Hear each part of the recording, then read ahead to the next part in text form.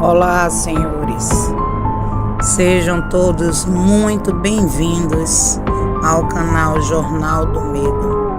Desde já peço a todos vocês que se inscrevam, apertem o sininho para todas as notificações, deixem o like, deixem seus comentários também para poder dar engajamento no canal.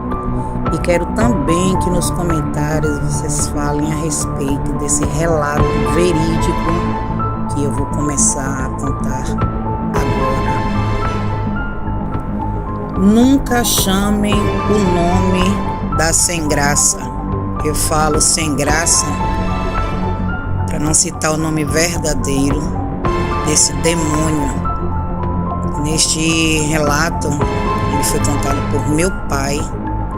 E como já foi citado aqui no canal, na minha família já aconteceu várias coisas sobrenaturais.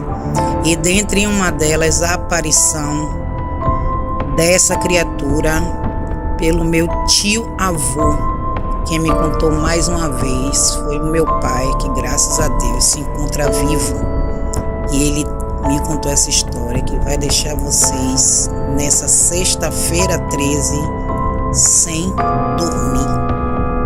Eu já contei para vocês que eu sou de Salvador, mas a família do meu pai, de meu avô, até a irmã mais nova dele, são todos de Cachoeira, Bahia. Cachoeira é uma cidade do recôncavo baiano, que tem muitas histórias, contos sobrenaturais, aparições de lobisomem e outras coisas mais. É uma cidade que fica em torno de 120, 150 quilômetros de Salvador. Cachoeira sempre foi uma cidade muito pacata, cercada de cemitérios, florestas e cachoeiras, por isso o seu nome. E foi lá onde esse terrível acontecimento ocorreu com o meu tio-avô. E ele morreu depois que ele fez o uso desse nome e chamava o tempo todo esse demônio. Até que um dia ele recebeu a sua visita. A família do meu pai sempre foi uma família muito humilde, mas porém muito trabalhadora, guerreira, com seus sincretismos. Só esse meu tio-avô que queria tudo fácil. Nada o contentava. E por isso ele só andava com esse nome na boca, chamando esse demônio. Em tudo. Até em alguma coisa que acontecia de bom, ele dava esse nome. Tudo ele dava esse nome. Quando foi um belo dia, isso nas palavras do meu pai. Quando foi um belo dia, o meu tio-avô, ele foi levar na roça almoço para o pai dele. E aí ele não queria ir, porque era preguiçoso, não queria ir. E resmungando e dando direto, passou o dia inteirinho dando esse nome aí, chamando essa criatura. E então, nada melhor do que ela atender o seu pedido. Ele foi com todo o seu mau agrado, levar o almoço, passou pela floresta, passou pelo cemitério onde minha avó morava e foi levar.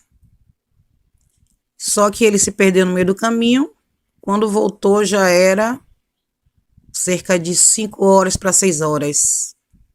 Ficou jogando bola e todo mundo preocupado e ele voltou para casa. No meio do caminho aconteceu alguma coisa com ele, meu pai falou, mas eu não me lembro agora. Não sei se algum dos animais que tinha na roça, ele tinha que ir atrás. E ele começou a dar o nome, né? Xingar e tal. E de repente ele ouviu um assobio bem alto, mas bem alto mesmo. E ele começou a procurar de onde é que estava vindo. E o assobio foi ficando mais perto. E ele andando. E desse assobio, ele começou a ouvir alguém chamando o nome dele, que eu não vou citar aqui para preservar a minha família.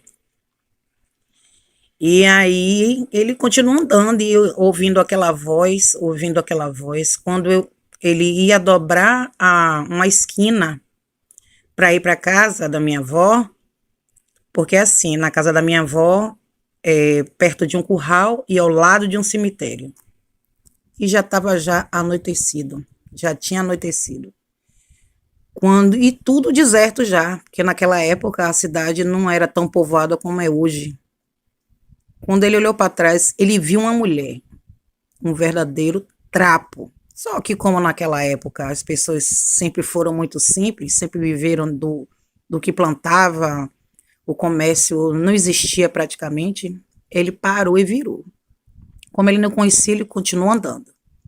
E a pessoa chamando ele. Só que cada vez que ele olhava para trás, a pessoa ia crescendo, crescendo. Cada vez que ele olhava, a pessoa ia crescendo.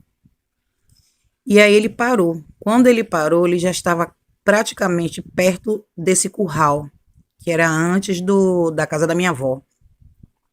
E ele parou. Quando ele parou, essa mulher, ela estava praticamente com 2 metros de altura e levava uma trouxa. E ela estava um trapo, mal vestida. E ele aí, arrogantemente, como sempre foi, nas palavras do meu pai, ele perguntou: o que é, sinha? Falou o nome. Sinha sem graça, o que é que você quer comigo? O que é que você tanto me chama? É você que está me chamando? O que é que você quer comigo? Fala logo, vá, sua. Citou o nome de novo. Ela ficou olhando para ele e falou: eu te chamando? Quem me chama direto é você. É você que não tira o meu nome da boca. E eu vim aqui para saber o que é que você quer comigo. Aí ele disse: eu que te chamei, sua. A cada 10 palavras, ele jogava esse nome horroroso. Ela disse sim. É essa pessoa aí que você acabou de falar, quem eu sou. E aí ela se transformou em uma velha horrorosa. Meu pai me contou isso porque meu tio-avô chegou em casa pálido. Ele não sabe dizer o que foi as palavras que essa mulher contou para o meu tio-avô. Mas foi mais ou menos assim: nunca brinque com o que você não conhece. Nunca chame o que você não conhece. Eu estava quieta no meu canto e você o tempo todo me chamando. Agora estou aqui. O que é que você quer comigo? Porque eu vou estar na sua família até a sua última geração. Foi o que ela disse ao meu tio-avô. Ele foi encontrado depois desmaiado, já era bem tarde da noite, e foi levado para casa. Ninguém sabia onde estava essa mulher, ninguém conhecia ela, só que nós tínhamos na família alguém de matriz africana. Mais uma vez, lembro e digo para vocês que eu não tenho nenhum preconceito com religião e o canal também não se trata disso. Nenhuma intolerância religiosa. Essa parente da gente, de meu pai, foi que falou, decifrou o que era. 3 dias depois, ele ficou cego e começou a definhar, definhar, definhar. E não conseguiu chegar à fase adulta. Quando ele morreu, o cemitério é perto da casa da minha avó, da minha falecida e saudosa avó. No velório, ela foi a única que viu essa entidade maligna que foi buscar a alma dele. E meu pai disse que quando, de repente, no lugar onde foi o velório, sentiu-se um estrondo e um vento muito forte, onde todo mundo sentiu calafrio. Mas apenas algumas pessoas que têm sensibilidade e essa pessoa que tinha parentesco com a gente, que viu perfeitamente o que era. E no enterro, quando desceu o caixão, a sepultura, houve-se também outro tremendo estrondo. E aí ela disse, ele foi encaminhado junto com ela, porque ele chamou tanto ela que ela o cegou para que ele não visse mais nada, mais ninguém, apenas ela. Meu pai disse que ele ficou catatônico em cima de uma cama antes dele morrer, que ele já não falava, ele já não comia, o corpo dele só fazia tremer e ele começou a definhar, definhar. Diz que ele balbuciava algumas coisas e entre essas poucas palavras que ele dizia era o nome dela, era o nome dela.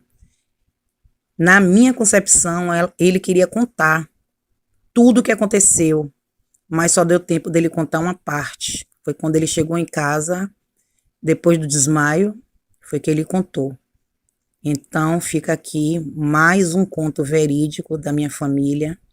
Eu, particularmente, acredito, não deem esse nome, principalmente hoje, sexta-feira 13. Bom, mais uma vez, eu agradeço a todos vocês que ficaram até aqui. Nunca brinquem, nunca chamem o que vocês não conhecem, principalmente do que se trata do mundo espiritual, porque ele existe. Meu muito obrigado a todos vocês e até o próximo vídeo.